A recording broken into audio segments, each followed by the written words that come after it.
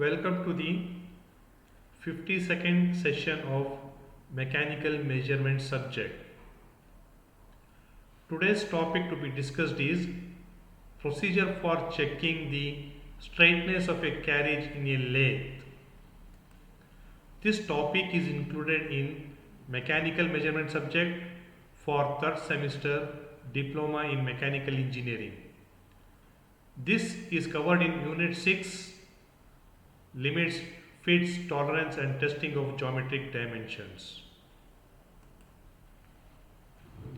In the last session, we have discussed about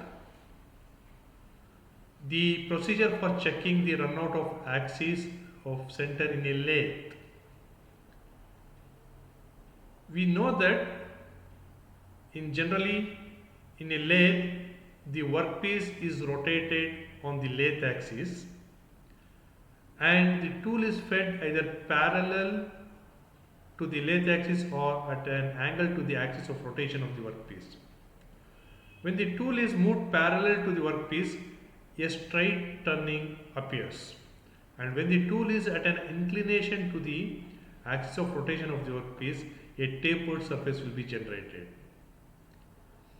But in today's session, we are going to discuss when the tool is fed perpendicular to the lathe axis. When the cutting tool is fed exactly perpendicular to the lathe axis, a straight flat surface will be generated. If the tool is not perpendicular to the lathe axis, then the face will be tapered toward the center.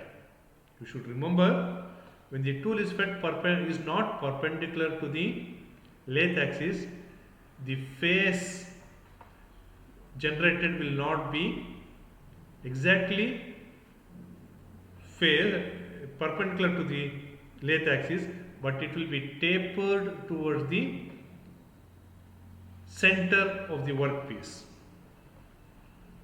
Now, for conducting the checking the straightness of the carriage movement in a lathe, two important equipments are required.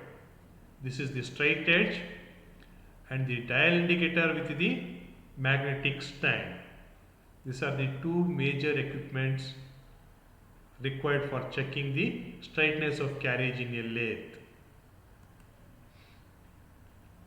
As I already told you, if the cross slide moment is not perpendicular to the spindle axis, the workpiece face will not be flat, it will be tapered towards the center.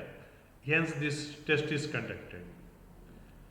And while conducting this test, the straight edge is mounted on the carriage, and this straight edge should be clamped perpendicular to the spindle axis. Now this can be accomplished in a following manner. Now first the dial gauge. This is the dial gauge. This will be fixed either on a chuck or on a faceplate or on a catch plate. Here this on the headstock spindle, we are going to mount either the chuck or the faceplate or the catch plate, and the dial gauge is fixed to this chuck or the faceplate, and the plunger, this is the plunger, you can see here, this is the plunger. This plunger of the dial gauge is made to touch the straight edge. This is the straight edge. This plunger of the dial gauge is made to touch the straight edge at one end. Now let us call that the position as A. The plunger of the dial indicator is made to touch the straight edge at position A. Now the dial gauge reading is noted at this position A. Then now we are going to rotate this faceplate or the chuck through an angle of 180 degrees. You can rotate either in the clockwise direction or in the anti-clockwise direction, no problem.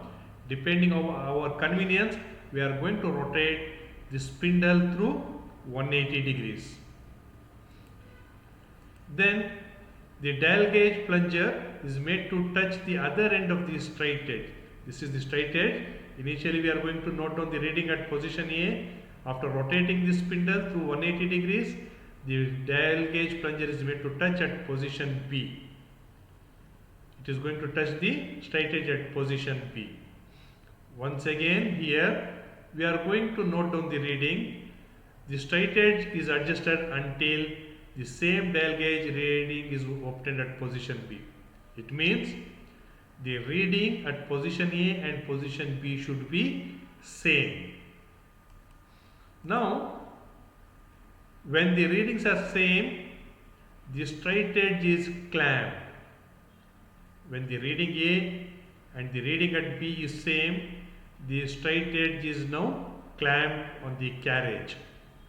Now we can say the straight edge has been set perpendicular to the spindle axis. When the reading at A and B are same, the straight edge is clamped, and we say that the straight edge has been set perpendicular to the spindle axis. Now the cross slide, this is the cross slide, is then moved along its guides by rotating the cross slide hand wheel. Using the cross slide hand wheel, the cross slide is moved along its guide. Now the dial gauge readings are noted from either A to B or B to A. For perfect alignment, there is no difference in readings between positions A and B. For perfect alignment, there will be no difference in readings between A and B. Anyhow, for acceptance, the permissible error is 0.08 mm per meter. The readings between A to B can vary up to 0.08 millimeters per meter. This is the procedure for checking the straightness of a carriage in a lathe. Once again, let us refresh. From the exam point of view, the examiner may ask the question for 5 marks or 6 marks. The question is, explain with neat sketch checking the straightness of a carriage in a lathe. You should write the schematic diagram showing the faceplate or the chuck mounted on the headstock spindle, then the dial gauge fixed onto the chuck or the faceplate, then the straight edge mounted on the carriage or on the cross slide. This carries 3 marks. Then you should start writing the explanation. You should know that why this experiment should be conducted. That is, if a cross slide movement is not perpendicular to the spindle axis, the workpiece face will not be flat, it will be tapered towards the center. Therefore, this test will be conducted. And before starting the procedure, the straight edge is clamped perpendicular to the spindle axis, and this will be carried out in this fashion. Initially, the dial gauge is fixed to the faceplate or the chuck. This is the dial gauge. It will be fixed to the faceplate or the chuck. Then the dial gauge plunger is made to touch the straight edge at one end, and it will be shown or considered as the position A. Then the dial gauge reading at position A will be noted. Then the spindle is made to rotate through 180 degrees. Then the dial gauge plunger is made to touch the other end at position B, and the reading at the position B should also be same as that of the position A. Then when the readings are same at position A and B, then the straight edge will be clamped. Now we say that the straight edge has been set perpendicular to the spindle axis. Then the cross slide is moved along its guides by rotating the cross slide hand wheel. Then the dial gauge readings are noted down.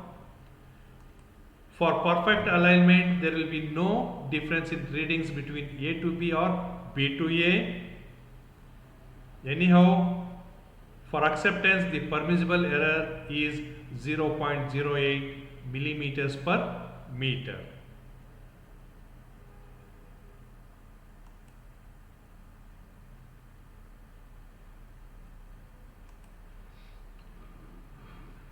Thank you for some online features shown in this session. The team members, thank you.